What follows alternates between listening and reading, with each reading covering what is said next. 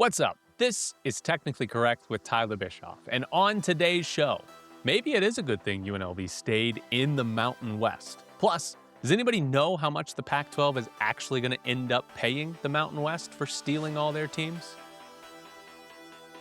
It's been pretty obvious that I think UNLV should have left and gone to the Pac-12 and not stayed behind in the Mountain West. I think overall it's going to be a better conference, would have been a better place for UNLV to be, but there are some positives to staying behind in the Mountain West. There are good things that are going to come from this. UNLV is, in theory, going to get paid some money for staying in the Mountain West, but that's not the only thing. And I think we got a taste of something that UNLV hasn't experienced, not in football, probably not in any sport for a long time. And that's being the darling of the conference, the favorite of the conference. The football schedule, we knew the games and the dates, but the broadcast schedule, the television schedule for UNLV came out. And the broadcast schedule is telling us UNLV is the Mountain West. UNLV is the big deal in this conference, right? So if we go through this schedule, first game of the season, UNLV is playing Memphis. That game is on Fox, not FS1. You don't have to find a channel you've never heard of. You don't have to pull up a streaming network. That is on Fox, right? And now it is maybe the biggest game of the weekend. It's a week 0 game. There's only like 7 or 8 games that weekend. TCU and North Carolina play in Ireland. That might be bigger. NC State and Virginia are playing, I want to say, in Brazil or something like that. I don't know if that's bigger, but UNLV Memphis might be the biggest game of week 0. And it's getting a slot on Fox, which is not a place that UNLV football normally lives, right? It's on actual Fox.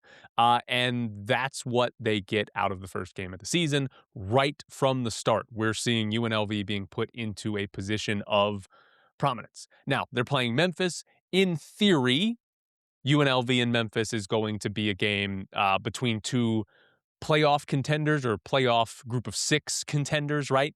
Memphis looks like they're going to be worse than they were last year, so they might not actually be a playoff contender at the end of the year, but at least the billing, the lead up to that game is, hey, it's 2 teams that have been close in the last couple of seasons, opening up the year and trying to get a quality win to start the season and start building a resume. That'll be how that game is played up to start the year.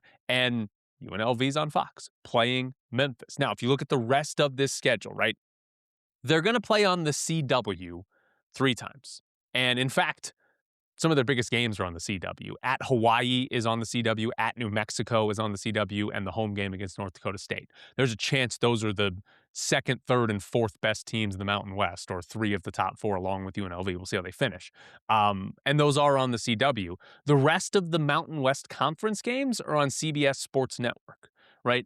They go to North Texas. That game is on ESPNU.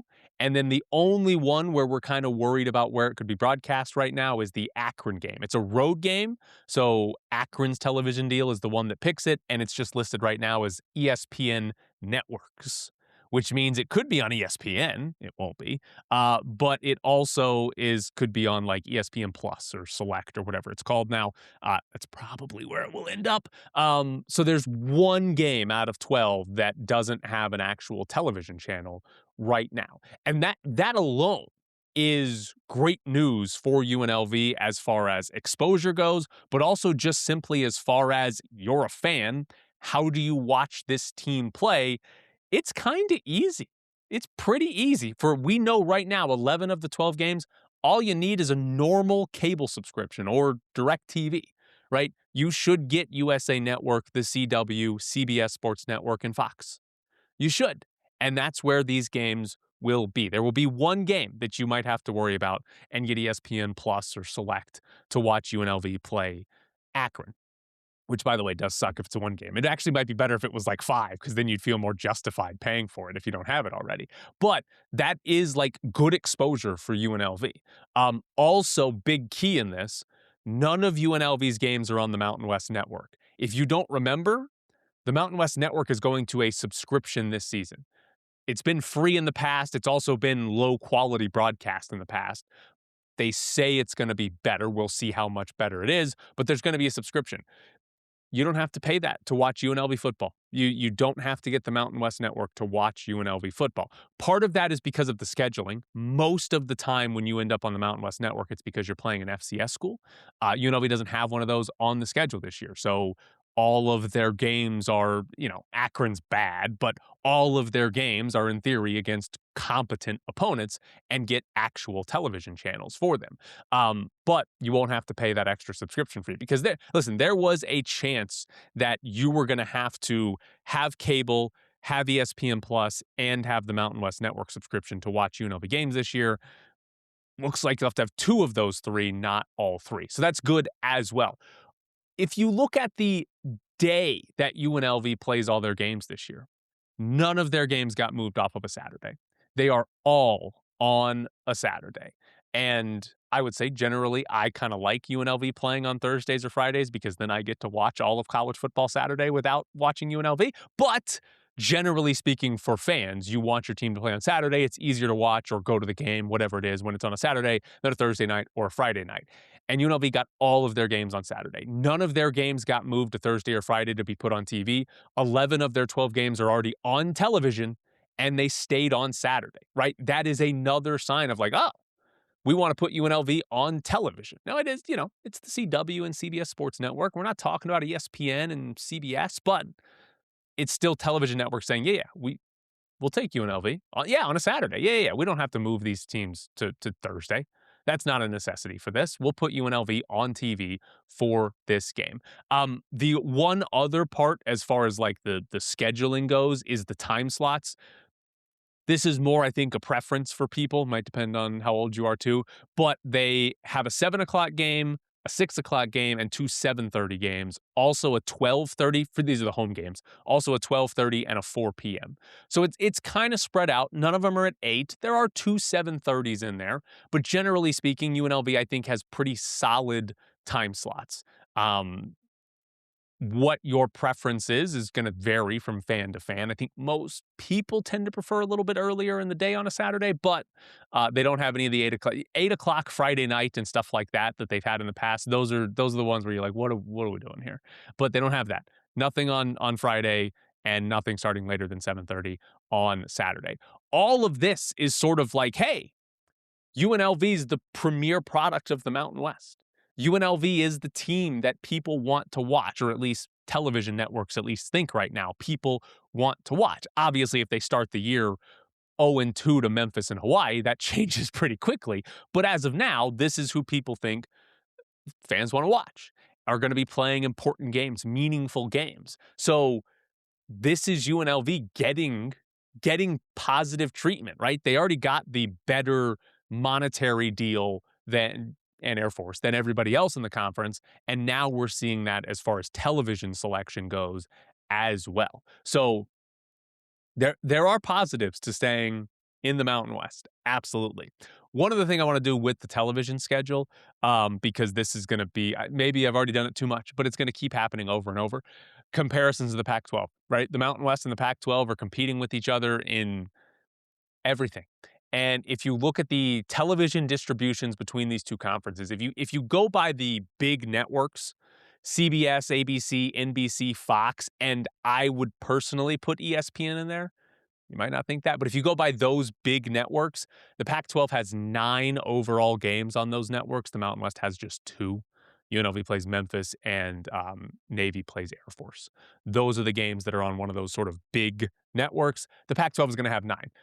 9 is still not a lot, but it is obviously more than what the Mountain West is getting. I think the big thing I'm curious to see here between the Pac-12 and the Mountain West, they're both going to be on the CW this year, and then the Mountain West has the Pac-12 has games on USA Network. How do those productions look, and then does anybody watch? Because I have a hard time believing that the casual college football fan is even looking for USA Network, even looking for the CW, right? If you're a UNLV fan and they're playing on the CW, if you're a Boise State fan and they're playing on USA Network, you're going to go look for those games, right? You're going to know where those are. But if you're just a random college football fan, are you going to be seeking those out? I'm curious to see how exactly those games do on those channels, because it's not the normal channels when people sit down to watch football on a Saturday that you flip to, right? You go to the ESPN channels, you go to the CBS, ABC, Fox, NBC type channels, and then maybe you make yourself to FS1 or CBS Sports Network. But then after that, how many people go into the Big Ten Network that aren't just fans of the teams playing in that, right? I think that's the similar idea here with the CW and USA Network. So we'll see exactly how that works out. But I think looking through UNLV's schedule, my biggest takeaway was like, wow, this is nice. Like this is a nice television schedule. The time slots, the day of games, the networks they're on. This is what it's like to be the team that the conference wants to cater to. And that's what UNLV is, at least for now in football, right? Obviously, if they go back to losing 10 games every year, that'll probably change pretty quickly. But as of now, this is the team in the Mountain West to be treated right, to be catered to, and it's happening. So we'll see if UNLV keeps up there into the bargain and wins a bunch of games and has a shot at the playoffs. Now, something else that I want to talk to about the split of the Mountain West and the Pac-12, and I've mentioned this before, but I guess I didn't really have it thrown in my face and really realize it. So Chris Murray at Nevada Sportsnet ranked the best rivalries in the Mountain West. Now that half the schools are leaving for the Pac-12, the teams that are left behind and the new teams that are coming in, what are the best rivalries in the Mountain West? And we'll get the number one spot out of the way because it's obvious. It's UNLV and Nevada. It's the best rivalry in the conference. It's not close. It's an actual in-state rivalry. Those don't exist in this conference. There's real hatred there, right? Like it is a great college football, college sports rivalry, right? The only thing that I think it's missing is they haven't really played many games when they're both good. That would make it awesome. If they I used to say in the past, I wish the two programs would be 5-6, playing each other, winner goes to a bowl game. But with UNLV's success, now it's like, all right, can both of these teams be 10-1? Winner goes to the Mountain West title game and has a chance at a playoff, and the loser's season is like, oh, great, we got to go to some crappy bowl game that Snoop Dogg sponsors or no longer sponsors, whatever. Like, that would be incredible if we could get that. I know, I'm being greedy, but it's a great rivalry. It genuinely is. It's number one on the list. It's a deserving rivalry. But after that, we're going to start at number 7 and work our way down here.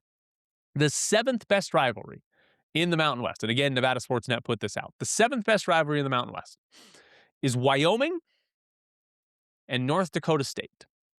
That's right. The 7th best rivalry in the Mountain West is between two teams that have played each other one time. North Dakota State, it's coming up. They're coming up from FCS to FBS. They can't have played these teams in the Mountain West very many times, so there can't really be a built-in rivalry. Maybe there will be because they're kind of close to each other, but that's the 7th best rivalry in the Mountain West now. Cool. Number 6 is New Mexico and UNLV. Now, important note, this list was more of an all-sports type of rivalry list, right? Not just football, because I don't think anyone out there would really say UNLV and New Mexico have much animosity in football towards each other. But in men's basketball, there's something, right? Like it exists there. And if you combine all the sports, Chris Murray put this in his story, New Mexico and UNLV have like the most Mountain West championships across all sports of any of the teams that are still in the Mountain West. So beyond football, these are the two athletic departments you kind of expect to be at the top of most sports. So it's probably the two most successful. And this year in football could very well be the case. You'd think in basketball, these two will be competing for the top of the conference over the next few years as well. And maybe there will be some more animosity. So I don't hate that one. UNLV and New Mexico. At number 5, UNLV again. UNLV and Hawaii. They do play for a trophy. So this one belongs on a list of rivalries. There's an actual trophy involved. The Golden Pineapple. I think it's like the best damn trophy in sports. I will say, though, does anyone dislike Hawaii? Does anyone despise Hawaii? Like, I've never gotten that sense from UNLV fans. It feels more like a celebration when the two teams play, a celebration of, hey, this is the 9th island, right? That's what it feels like when they play, not so much that's our rival. I'm disgusted by them winning games, right? So maybe we need a little bit more hatred in the rivalry. Maybe not. I guess it can be a good-natured rivalry, but that's number 5 on the list. It is a real rivalry. Now we get to the parts where I'm like, ooh, I don't know what we're talking about here. Number 4 on the list is a 3-team rivalry. San Jose State, Nevada, and UC Davis. Yep. Those 3 are kind of close to each other, apparently. That's important, I guess. And apparently, UC Davis had Lake Tahoe-themed jerseys, despite not being that close to Lake Tahoe. And that's kind of, Nevada, Reno's quite close to Lake Tahoe. Maybe there's something there, but that's about as lame of a reason I can think of to have some sort of rivalry is, hey, we're all kind of close in Northern California and Northern Nevada, and one time UC Davis wore blue jerseys because of Lake Tahoe, and that's actually a thing that Nevada claims, not UC Davis, so we hate each other. That's not a rivalry. I don't know. It's not a real thing. Number 3 is New Mexico and UTEP. As far as I know, this isn't a rivalry. They're just kind of close to each other again. To be fair to Nevada Sportsnet, Chris Murray wrote in there that the Mountain West could have, added New Mexico State, and then it would have been a real rivalry. New Mexico and New Mexico State is a real rivalry. Then that might have challenged UNLV and Nevada for number 1 on the list. But New Mexico UTEP just seems like hey, those two are kind of close on a map, right? Rivals. Number 2 on the list, Air Force and Wyoming. And this to me feels like we don't get to play Colorado State anymore rivalry, right? Because both of those schools dislike Colorado State more than Air Force or Wyoming, right? There's some history here, right? Like at least these teams have played. It's not the UC Davis, Nevada, Lake Tahoe dispute or whatever we're doing with North Dakota State and Wyoming. At least Air Force and Wyoming have played quite a bit. But yikes. And this is part of the split of the Pac-12 and the Mountain West, and honestly, the bigger picture of conference realignment in college football that I think has sucked a lot and has made college football worse over the last 10 years. And I know realignment was happening long before that. Conferences have come and died, and it happened before I was born. It keep happening after I die, assuming college sports still exist. But it just rivalries have gotten so torn apart, right? Like some of them don't exist anymore. It's like, yeah, USC and Notre Dame, even though they weren't ever in a conference, they now can't play each other, right? It's a question if Washington and Washington State are going to play, or Oregon and Oregon State are going to play each other. Nebraska and Oklahoma, that was a huge rivalry when I was growing up, and now they're not in the same conference and they don't really play. They hey, we scheduled each other a home and home once a decade, and we'll call it a day. And now in the Mountain West, it's pretty bad. And I know losing BYU was a big deal, right? TCU, Utah, BYU, losing that trio early on in the Mountain West history, that ruined some rivalries that were great as well. Some hatred. That's what I love, the hatred in sports. That was gone and has been gone for a while. But now it's if you ask somebody who was not on the West Coast to name Mountain West rivalries, and let them look at the list of schools, right? Let them see who's in the conference. Would they even name them? I think normal sports fans would be like, I bet UNLV and Nevada, that's a rivalry. They're in the same state. But after that, would you even look at it and be like, do New Mexico and UNLV dislike each other? I don't think you'd get to any of those. Do they even know UNLV and Hawaii play for a trophy? Nothing's going to draw you in as a casual fan the way that actual rivalries do, outside of maybe UNLV and Nevada, right? That might get a passing thought by some people as a rivalry game, but otherwise, nothing else. And it sucks because I'm going to miss UNLV playing San Diego State every year. And I know we're probably going to see them play non-conference in basketball, but I'm going to miss that, right? I'm going to miss UNLV fans hating Leon Rice. I've never had any problem with Leon Rice. I know he celebrated one time in front of Dave Rice, but that's always fun. UNLV fans hate Leon Rice. And I'm going to miss that. So it just, I don't know. It's annoying. It sucks. And now what will happen likely here is we're going to get some newish rivalries, but it's largely going to be based on the teams that are good over the next 5 years. If UNLV and North Dakota State play in 3 of the next 5 Mountain West championship games, right? It'll be like, oh, there's something there. They don't like each other. They keep playing each other, and they split a bunch of games and championships, right? If New Mexico and Grand Canyon win a bunch of men's basketball championships and they're always fighting at the top and stuff like that, I'll be like, oh, that's a rivalry. They don't like each other. But I think it's going to be a lot like, this is the comparison that I thought of. The Golden Knights. Who's the Golden Knights' biggest rival? Early on, it was the San Jose Sharks. And then the Sharks became really bad at hockey, and that fell off.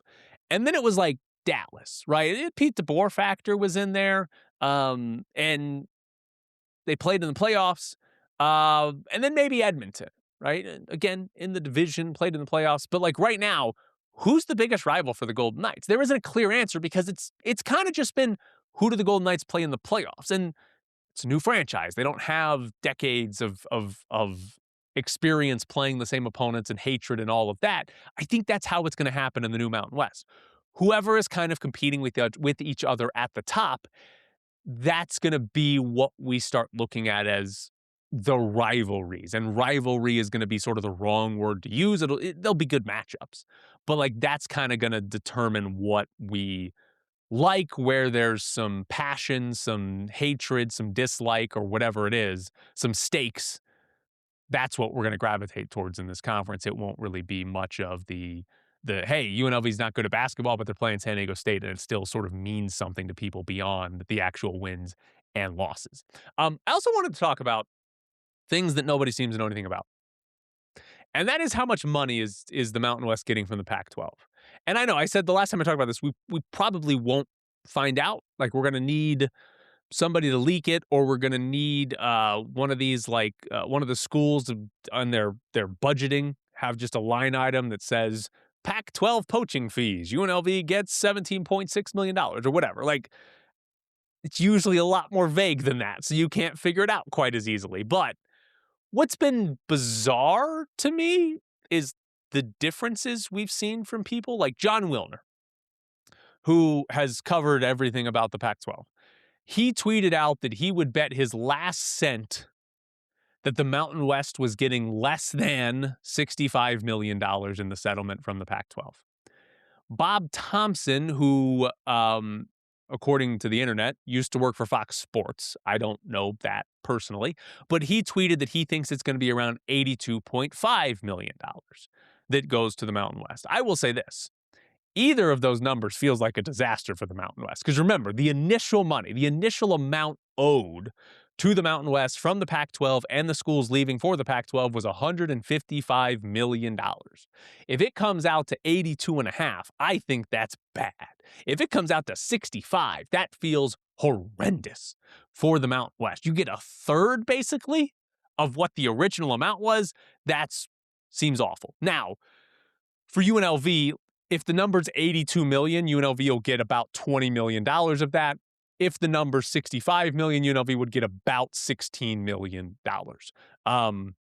Again, to reiterate this, John Wilner tweeted that it would be less than $65 million. Is that $50 million? Because that's not good. But UNLV's probably going to get at least $15 million from this. We'll see what the number is. Or probably, actually, I say that. We won't see what the number is.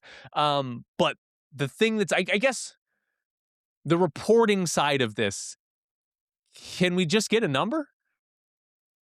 Like, John Wilner's saying he's going to bet his last cents it's less than 65 million. Well, what number is it?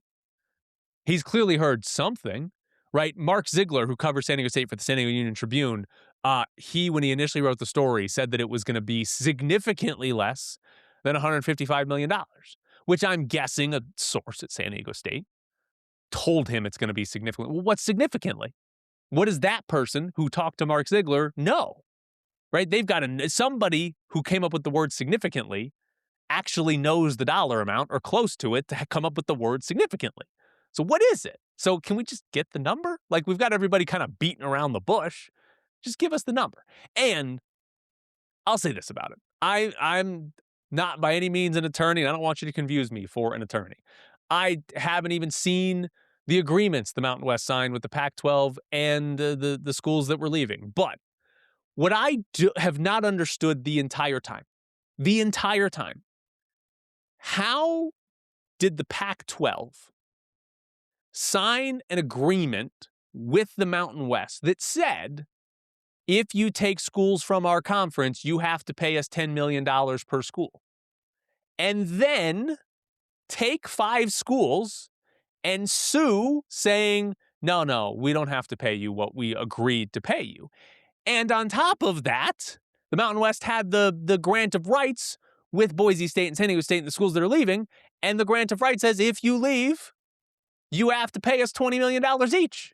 And then those schools leave, and then they sue and say, no, we don't have to pay you that. No. I don't understand what the argument is.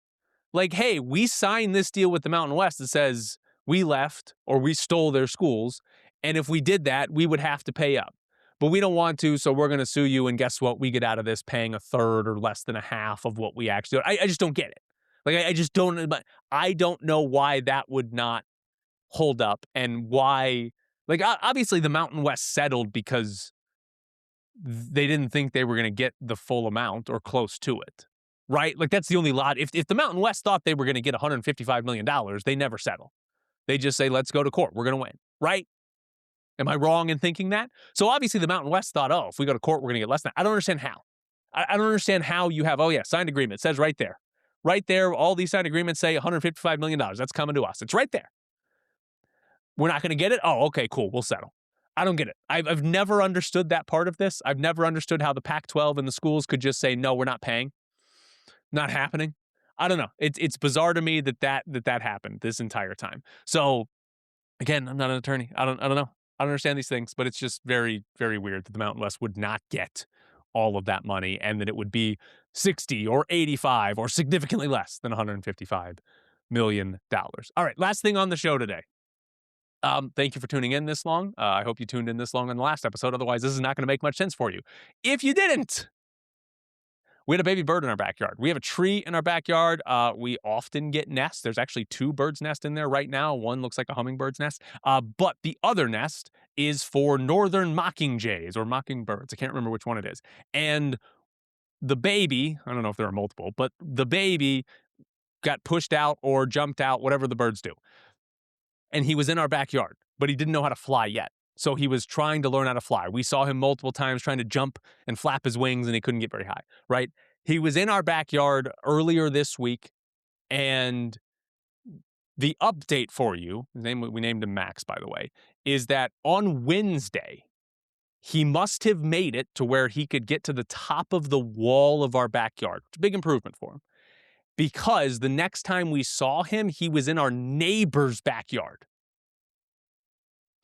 So he left our backyard, went to our neighbor's backyard. He somehow got to the top of our wall. Now, we have things where he didn't have to fly all the way up to the top of the wall, but from what we had saw, he was getting pretty close. He was about half of the way up, I think, is probably his highest flight that we saw.